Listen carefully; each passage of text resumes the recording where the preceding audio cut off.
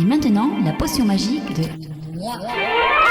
Pollution, hormones, OGM, glutamate, sucre, bisphénol, aspartame, mélène, Monsanto, industriel. Mais où allons-nous? Bonjour à tous, je vous souhaite un très beau temps comme celui que j'ai au-dessus de ma tête aujourd'hui. Et ça me donne envie de parler de la chaleur, et pas celle de l'environnement évidemment, mais celle du corps. Je voulais vous parler de la fièvre. Avant de commencer, j'ai quand même une petite mise en garde à vous faire de manière générale. Si vous avez de la fièvre ou des douleurs inhabituelles, inexpliquées, c'est important, indispensable de poser un diagnostic par un médecin pour connaître les causes possibles de ces symptômes. Ça vous permettra de savoir si vous pouvez lutter seul ou non, parce que les techniques de santé naturelle n'ont pas pour vocation de se préoccuper de l'urgence, ou alors en complément. Les techniques de naturo, ça œuvre en amont, ça a des fins préventives. Voilà. On espère qu'avec ces techniques naturo, il n'y ait pas du coup d'urgence à gérer. C'est très important et ça méritait d'être dit. Alors la fièvre, cette mal aimée à tort évidemment, c'est ce sursaut de chaleur qui augmente notre température interne de 1 à plusieurs degrés. On monte parfois à 40, 41 même. Si on n'en a pas besoin, nous restons à 37 degrés environ. Cette chaleur exceptionnelle est produite par l'activité de milliers de tout petits muscles situés à la surface du corps. On en a partout. Et on sait que quand on fait un effort physique, nous avons très vite chaud, car la contraction musculaire dégage de l'énergie, beaucoup d'énergie, par l'effet Joule avec l'oxygène. Eh bien, en fait, notre organisme a détourné cette faculté de faire de la chaleur, de façon à pouvoir augmenter notre température sans pratiquer d'activité physique. Et si notre évolution nous a conservé tout ce système mini-musculaire pour faire de la chaleur à volonté, c'est que nous en avons une réelle utilité. Mais vraiment, j'insiste, une réelle utilité. Sinon, ce mécanisme pyrogène aurait disparu depuis longtemps parce qu'il est très coûteux en énergie. Et dans la nature, tout ce qui est inutile finit par disparaître. C'est connu, tout ce qui est inutile est coûteux en énergie. On voit les problèmes de fertilité qui sont en augmentation constante chez les jeunes. On peut se demander si on n'est pas en train d'essayer de nous faire disparaître, vu notre inutilité sur cette planète. Bref, c'est un autre sujet. Alors, voilà. Donc, vous allez me demander en quoi la fièvre peut-elle nous être utile? Il faut savoir qu'il y a très peu de microbes qui résistent à 39 degrés. Quasiment plus aucun microbe ne survit à 40 degrés. Alors, je ne sais pas si vous mesurez les conséquences absolument géniales de ces deux principes. D'une, les microbes ne résistent pas à la chaleur. Et deux, nous savons fabriquer de la chaleur.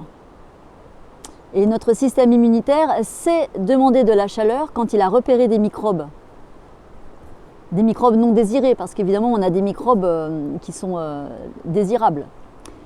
Autrement dit, si je me fais attaquer par un virus, je chauffe, hop, je flingue le virus. Mais on est trop fort, c'est génial. Et on voudrait enlever ça. Non. Alors, si les bébêtes sont coriaces, notre big chaudière ne va peut-être pas en venir à bout toute seule. La fièvre va peut-être être juste là pour empêcher que les microbes ne se multiplient trop rapidement, en attendant que nos anticorps, fabriqués sur mesure, débarquent enfin dans le combat. Étudions deux situations différentes. Un microbe arrive, je chauffe. Comme ça m'empêche d'être efficace à mon boulot, je prends du paracétamol pour annuler cette fièvre. Le microbe, du coup, se multiplie en toute quiétude parce qu'il n'y a personne pour l'empêcher de nuire. Et quand les anticorps arrivent au bout de 3 à 5 jours, parce qu'il faut 3 à 5 jours pour que les anticorps déboulent, eh bien ces anticorps se retrouvent face à une armada démesurée de microbes qu'ils peinent à combattre. La guerre est longue, elle est épuisante. La fabrique d'anticorps tourne non-stop H24. Les ouvriers sont à bout. La convalescence sera plus conséquente. Deuxième situation. Un microbe arrive, je chauffe. J'accueille cette fièvre avec reconnaissance, même si elle me cloue au lit. Les microbes sont tenus en respect, beaucoup meurent. Les anticorps débarquent au bout de 3 à 5 jours. Ils semblent en surnombre tant il reste peu de microbes ou tant ces derniers sont affaiblis par la chaleur. Du coup, ces anticorps, ils ne font qu'une bouchée de ces ennemis, qui pourtant étaient audacieux au départ. La guerre est de courte durée, l'organisme n'a pas trop puisé dans ses ressources pour sa défense, il a juste puisé pour faire de la chaleur. Il faut donc juste recharger les muscles en sucre et en oxygène.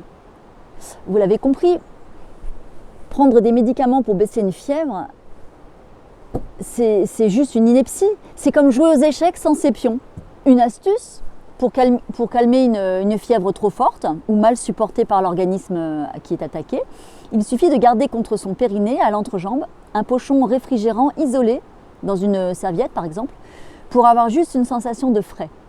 Et ce frais, au niveau de ce muscle, abaissera la température centrale. Ça peut aider les personnes chez qui une forte fièvre peut représenter un risque de convulsion par exemple, ou chez les gens qui vraiment ne la supportent pas, sont vraiment très mal. Voilà. Ça s'appelle le bain dérivatif. J'en recauserai prochainement parce que ça mérite un sujet entier. Mais par pitié, notre fièvre, c'est notre premier allié dans le maintien de l'équilibre entre nos cellules amies et les cellules ennemies. Aimons-la, respectons-la, écoutons-la, gérons-la quand c'est nécessaire. Mais ne l'annulons pas par simple confort ou pour le travail. Toute notre évolution a galéré pour maintenir fonctionnel depuis des millions d'années ce mécanisme. Je vous laisse partager cette info d'importance. Posez-moi vos questions si besoin par mail ou en commentaire. Partagez, partagez, partagez. Je vous dis à lundi.